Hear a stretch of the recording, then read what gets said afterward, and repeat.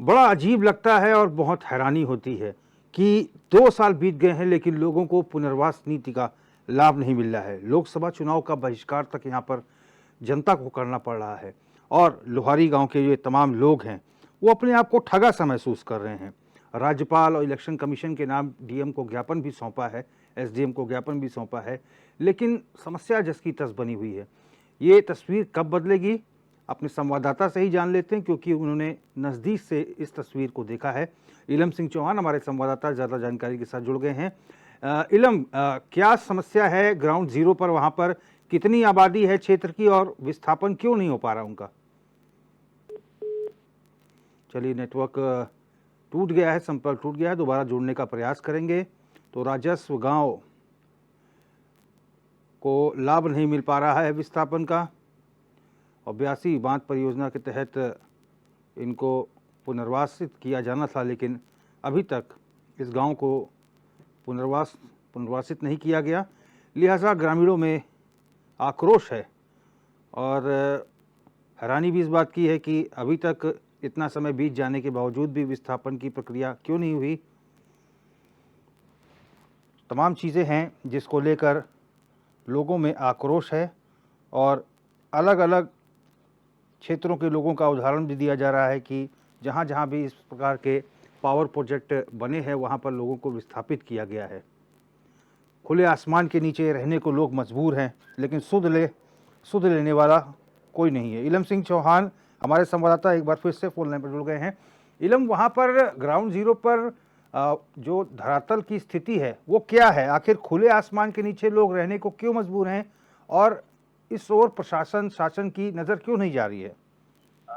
जी पवन जी, इसमें लगातार लंबे आंदोलन के बाद भी इन लोगों की जो समस्या है उसका कोई शासन प्रशासन के स्तर पर कोई समाधान नहीं किया गया है। ये बात 2017 से शुरू होती है, जब कांग्रेस सरकार थी। तो लास्ट में 2017 में एक शासनादेश उनके द्वारा लाया गया, जिसमें यहाँ विकास नगर स्थित रेशम फार्म की एक जो जमीन है वो इन लोगों के विस्थापन के लिए चिन्हित की गई जी। लेकिन उसके बाद जब सरकार बदली, भारतीय जनता पार्टी की सरकार ने उस शासनादेश को बदल दिया जी। और उसके बाद जब वो धरने पे बैठे तो वहां पर यहाँ क्षेत्रीय विधायक विकास नगर के, चूंकि जो ये परियोजना है ये चक्राता और विकास नगर दोनों विधानसभाओं के अंतर्गत आती है, तो उन्होंने आश्वासन दिया और उनके धरने को उस समय समाप्त करवाया कि आप लोगों को जो ये आपकी समस्या है इसका सरकार संज्ञान लेगी। तो वो लोग धरने से उठ गए, लेकिन जब इसकी कमिश्निंग भी शुरू होने वाली थी तो उन लोगों ने लंबे लगभग 121 दिन आंदोलन किया, जिसमें पहली बार जौनसार बावर के जो यहाँ जनजाति समाज है, कभी औरतें ऐसे जो आंदोलन होते हैं उसमें प्रतिभाग नहीं करती है। पहली बार यहाँ की महिलाएं बाहर निकली और 121 दिन महिला बच्चों के साथ ये आंदोलन चला। बावजूद उसके भी पुलिस प्रशासन के द्वारा चलिए इलम, मैं आपको रोकना चाहूंगा। इलम, आप फोन लाइन पर बने रहिए, फोन मत काटिएगा, आगे भी अपडेट लेंगे आपसे। और संदीप तोमर हमारे साथ मौजूद हैं, बांध विस्थापित है जो कि लोहारी गांव के ही हैं। तोमर साहब, बहुत स्वागत है आपका। जी जी जी, धन्यवाद सर। तोमर साहब, हम जानना चाहेंगे कि जिस जमीन से आपको विस्थापित किया गया, क्या वो आपकी अपनी जमीन थी और सरकार ने क्या आश्वासन दिया और आखिर ऐसी क्या मजबूरी है कि आप लोगों को अभी तक विस्थापित नहीं किया गया है? तोमर जी।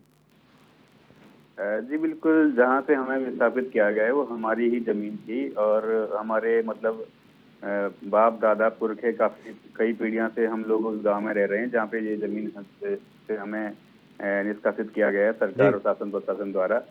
तो एक्चुअली ये जो मुद्दा है ये काफी पहले का मुद्दा है। 2014 से शुरू हो गया था जब ये 82 बांध बनना शुरू हुआ था। तो उस टाइम पे एक्चुअली जो यहाँ के विधायक जी भी हैं तो उन्होंने आश्वासन किया था कि आप लोगों का जो समस्याएं हैं मैं उनके ऊपर कार्रवाई करूंगा, उनकी जो आपकी मांगे हैं उनके ऊपर मैं आपका आगे सरकार तक पहुंचाऊंगा। लेकिन उनके द्वारा भी कोई ऐसी शासन स्तर तक वार्ता नहीं पहुंचाई गई और उसके बाद 3 साल तक वेट किया गया हमारे द्वारा। 3-4 साल के अंदर जब डैम खड़ा हो गया तो उसके बाद फिर जब हम धरने पे बैठे हम लोग, तो उसके बाद फिर हमारे साथ शासन प्रशासन और जल विद्युत निगम जो की कार्यदायी संस्था है जिन्होंने बांध बनाया है, उनके द्वारा हमें हर जगह प्रताड़ित किया गया। मतलब जब भी हमने कई मंचों से अपनी बात रखी, विस्थापन की अच्छा या तोमर अपने साहब, एक बात जानना चाहेंगे, विस्थापित आप लोगों को किस सन में किया गया था?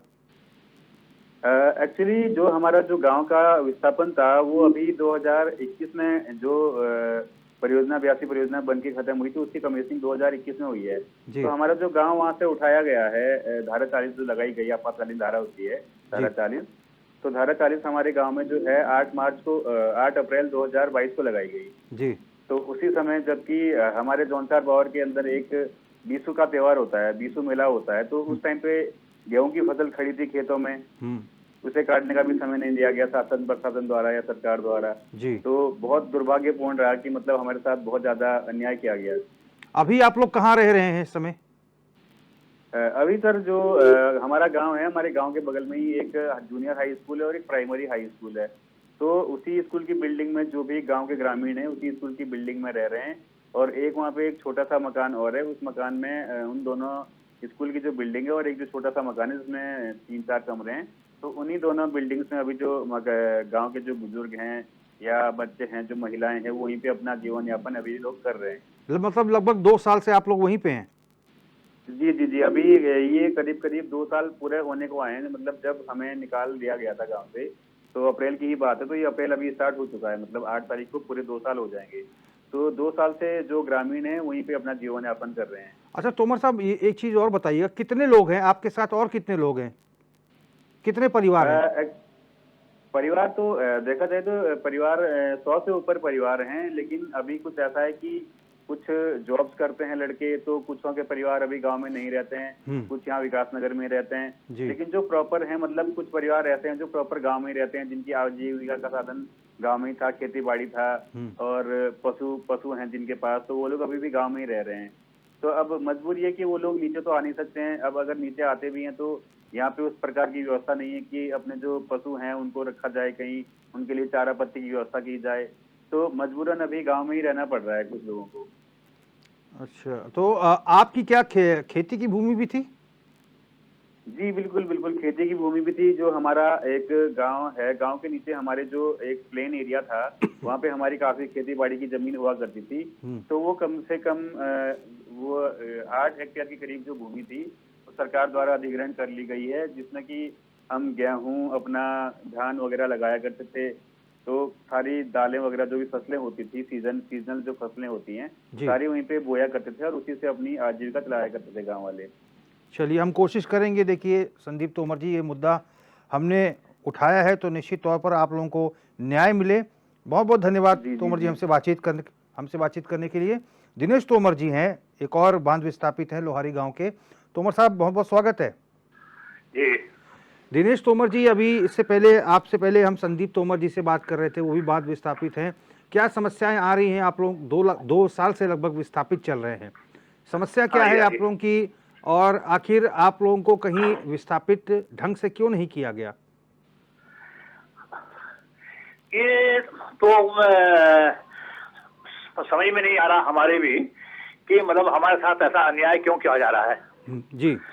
जो है, जबकि ये 82 जो प्रोजेक्ट है 120 मेगावाट है जी, उसमें लोहारी एक ऐसा गांव है जो पूर्ण रूप से विस्थापित हो रहा है जी, और उसको आनंद फानन में इन्होंने पुलिस बल के सहारे पे जी, उसका वो मूल्यांकन कर लिया हमारे गांव का, जी, घरों का, जमीन का, जायदाद का, मकान का। जी, और जो है हमारे सामने जो है हमारी कोई सहमति नहीं थी उस पर। हमारा अभी भी लिखित में हमारा अभी भी कुछ नहीं है कि भाई हाँ हमें इनका जो ये मेजरमेंट है, जो इन्होंने इसका मूल्यांकन किया, वो हमें मंजूर है करके जो है। जी। हमने 120 दिन आंदोलन किया था, आंदोलन धरना किया था 120 दिन, और लेकिन उसका भी कोई परिणाम नहीं निकला। उल्टा इन्होंने जो है ना हमको, हमारे 17 आदमियों को जो है ना इन्होंने जेल भेज दिया था, बल्कि जी 17 आदमियों को जेल भेजा था। लेकिन उन्होंने जो है मतलब कुछ भी नहीं किया मतलब इन्होंने जो है। और जबकि ये जो परियोजना है ये 3 जिलों उससे 2 जिलों से संबंधित है। ये जी आपका उसमें ये नेरवाग तहसील में चला जाता है, विकास नगर तहसील में आ जाता है और काशी तहसील में भी आ जाता है। जी जी। तो हमारी जो जमीन है वो तीनों तहसीलों में है। जी। तो इन्होंने हमारा जो गांव था, गांव भी डुबो दिया जमीन का जो अधिग्रहण है वो तो हुआ ही हुआ जी। अच्छा, लेकिन गांव को डुबोने में जो है इन्होंने मतलब इतनी तत्परता दिखाई कि 48 घंटे का नोटिस दिया है इन्होंने हमको जो है जी। 48 घंटे के अंदर अंदर गांव खाली कर दो, नहीं तो हम ध्वजा लगा देंगे, हम इसमें जो है ना बुलडोजर लगा देंगे करके जो है ऐसे किया इन्होंने जो है। तो 21 भी गया, 22 भी चला गया है और 23 भी चला गया है, 24 भी चालू हो रहा है करके, लेकिन अभी तक इन्होंने जो है ना गांव का वो नहीं किया, मतलब विस्थापन नहीं किया है। जो कंपल्सेशन वगैरह है, कंपल्सेशन वगैरह भी जो है वैसे दिया है, आधा अधूरा है।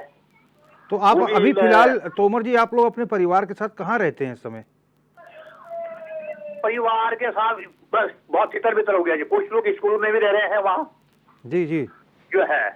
अच्छा, किसी ने इधर उधर बना लिया है थोड़ा बहुत जो है, और कुछ लोग स्कूल में रह रहे हैं। और साल 1.5 साल तो ये समझो कि हमारे सारे लोग स्कूल में रहते थे और वो स्कूल की छतें भी टपकती है। आप इस तमाम समस्या के लिए किसकी जवाबदेही चाहते हैं और इसका जिम्मेदार किसको मानते हैं? हम इसमें जिम्मेदार ये है कि माननीय विधायक विकासनगर से मुन्ना सिंह चौहान जी, क्योंकि उनका भी क्षेत्र पड़ता है ना ये जी। विकासनगर तहसील में भी हमारी जमीन है जी जी, और कालसी तहसील में भी है और धनौली तहसील में भी चलेंगे। तो हमको माननीय विधायक विकासनगर श्री मुन्ना सिंह चौहान जी ने हमको आश्वासन दिया है कि भाई हम जो है आपका काम करते हैं धीरे धीरे जो है ना 4-4.5 साल तक वो हमको आश्वासन देते रहे जी जी। और उसके बाद जो है ये डैम हमारा कंप्लीट हो गया। उसके बाद जो है आनंद फानंद में जो है ना वहां से जो है पुलिस प्रशासन लगा के जो है ना गाँव को जो है ना खाली कर दिया, उनका मेजरमेंट कर दिया औने पौने दामों में। जो हम तो उनको सत्ता पक्ष को जिम्मेदार मानते हैं हम तो जी। भाई विपक्ष का क्या रोल है इसमें? सत्ता पक्ष का रोल है। तो इसमें कभी आपने सीएम साहब से या फिर किसी मंत्री से या फिर किसी बड़े अधिकारी से मुलाकात नहीं की कि साहब ये क्या हो रहा है आपके राज्य में? जी, हमने तत्कालीन जो ऊर्जा मंत्री थे 21 में उसमें क्या कहते हैं 21 में जी, उनसे भी हम मिले थे जी। सुबोध उनियाल जी है, उनसे हम मिले। प्रमुख सचिव ऊर्जा जो अभी इनसे पहले थे वहां पे सरदार जी, उनसे हम मिले जी। और सीएम साहब से हम कई बार मिल चुके हैं जी। और हमेशा यही आगे हाँ करते हैं देखते हैं कब देखोगे कब करोगे भाई। आपको अपना जी आने वाला भविष्य आपको क्या लग रहा है? अपना कुछ सुनवाई होगी या फिर आप लोग ऐसे ही ठगा महसूस करेंगे? जब इतने सालों तक सुनवाई नहीं हुई तो आज क्या सुनवाई होगी जो है, मतलब आज क्या सुनवाई होगी? आज क्या उम्मीद कर ले, मतलब जो 3 साल बीत गए 3 साल बाद क्या उम्मीद कर सकते हैं जो है हम? अच्छा, आप बता रहे हैं कि आप लोग को जो कंपनसेशन है वो भी पूरा नहीं मिला है? नहीं, वो भी पूरा नहीं मिला, अभी तक मिला नहीं है जो है, पूरा नहीं मिला अभी तक जो है वो। तो उसके लिए क्या कहा जा रहा है, कब तक देंगे वो?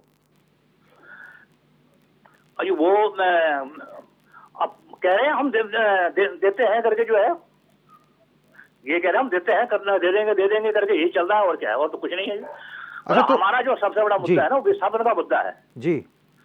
सबसे बड़ा मुद्दा विस्थापन का है, मतलब विस्थापन नहीं हो पा रहा है ना जो है। अच्छा तोमर जी, आप लोग ने राज्यपाल और इलेक्शन कमीशन को भी के नाम जो है ज्ञापन सौंपा है, एसडीएम साहब को दिया है। हाँ जी, यानी कि आप चाहते हैं कि इसमें राज्यपाल खुद संज्ञान लें मामले का? अरे हम तो कहें कोई भी ले रहे, हमारी समस्याएं को जो है हमारी समस्याओं का समाधान होना चाहिए। कोई भी हम मतलब उसका संज्ञान ले लें, हमें उससे कोई वो नहीं है, मतलब जो है राज्यपाल ले लें, मुख्यमंत्री ले लें, कोई भी सरकार ले लें, विभाग ले लें, कोई भी ले लें, हमारी समस्या का समाधान होना चाहिए ना। चलिए तोमर जी, बहुत बहुत धन्यवाद हमसे बातचीत करने के लिए। उम्मीद करते हैं कि शासन प्रशासन हमारी इस खबर का संज्ञान लेगा। और अगले जो हमारे साथ जुड़ गए हैं हमारे मेहमान दिग्विजय सिंह, भाजपा नेता हैं। सिंह साहब, बहुत स्वागत है आपका। जी जी, धन्यवाद। सिंह साहब, ये तमाम जो 82 बाग परियोजना के तहत जो जिनकी ज़मीनें अधिकृत की गई थी, उन विस्थापितों से हम बात कर रहे थे। उनको अभी तक पूरा मुआवजा भी नहीं मिला है, ना उनको कहीं विस्थापित किया गया है। सरकार आपकी है, भारतीय जनता पार्टी की है। वो कह रहे हैं कि कई बार हम बड़े बड़े मंत्रियों से, मुख्यमंत्री से मिल चुके हैं, लेकिन अभी तक हमारी कोई सुनवाई नहीं हो रही है। जी जी जी, क्या कुछ कहना है आपका? आप भी नेता हैं भारतीय जनता पार्टी के। जी, ये बिल्कुल सही बात है। अभी तक जो है उनका पूर्ण विस्थापन हुआ नहीं है ठीक तरीके से। और ये जो नया एक्ट है 2013 में भूमि अर्जन पुनर्वासन और पुनर्स्थापन एक्ट जो 2013 का है, जी। उसकी जो है धारा 41 में साफ लिखा है कि जनजाति क्षेत्र का कोई गांव अगर पूर्ण विस्थापित होगा तो उसकी भाषाई, उसके क्लॉज 7 में लिखा हुआ है कि उसकी भाषाई और उसकी संस्कृति बचाने के लिए उनको उसी क्षेत्र में बसाया जाएगा। लेकिन अब 2 साल हो गए हैं और वो अभी तक जो है खाना बदोश तरीके से जो है स्कूल में रह रहे हैं, उनकी जो है व्यवस्था नहीं हुई है अभी तक। तो ये थोड़ा जो है। लेकिन सिंह साहब, जब आप लोगों ने उन लोगों से विस्थापन के लिए कहा था, उस समय ये धाराएं, ये क्लॉज बताया गया था उनको कि आपको आप ही के अनुकूल वातावरण में आप लोगों को विस्थापित किया जाएगा? वो तो कह रहे हैं हमसे कुछ कहा ही नहीं गया, हमको तो सिर्फ आश्वासन मिला। नहीं, ऐसा है ना कि एक्ट में लिखा है। नहीं, वो बात तो मैं समझ गया सिंह साहब, लेकिन ये विस्थापन के समय आपने उन लोगों को बताया था, ग्रामीणों को, कि आपको ऐसा ऐसा ये कानून कहता है और इसी के तहत हम काम करेंगे? विस्थापन के समय बताया गया था? वो एक्ट में लिखा है, तो सरकार को चाहिए था, जो कार्यदायी संस्था थी, जल विद्युत निगम थी, उनको चाहिए था कि एक्ट के हिसाब से काम करते हो जी।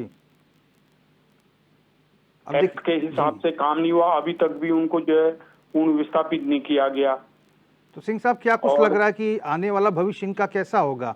ये ऐसे ही स्कूलों में रहेंगे अपने परिवार के संग, या फिर इनको कोई सम्मानजनक जीवन मिलेगा?